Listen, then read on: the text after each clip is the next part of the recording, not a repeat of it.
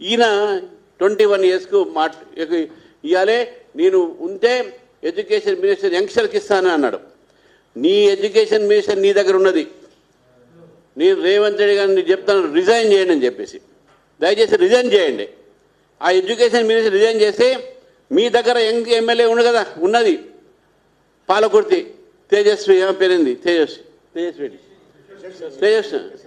యశస్విని, ఆమెకి ఏమని చెప్పండి.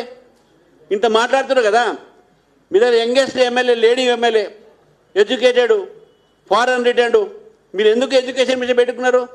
మీ ఎడ్యుకేషన్ మినిస్టర్ మీ దగ్గరే, హోమ్ మినిస్ట్రీ మీ దగ్గరే, లా మినిస్ట్రీ మీ దగ్గరే, అర్బన్ మినిస్ట్రీ మీ దగ్గరే.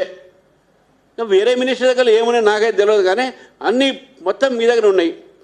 మీరు యువతకి ఇవ్వాలంటారు కదా, ఇవ్వండి. మీరు మాట్లాడడం కాదు, కేవలం డైవర్ట్ చేయడానికి. మీరు మాట్లాడే మాట కాన్స్టిట్యూయెంట్ అసెంబ్లీలో దీని మీద చర్చ జరిగింది. అప్పుడు అంబేద్కర్ గారు ఒక మాట అన్నారు.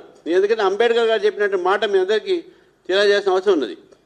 వారు ఏమన్నారంటే, experience the legislator must possess experience, certain amount of knowledge and practical experience in the affairs of the world అనేది ఈ మాట వారు చెప్పడం జరిగింది.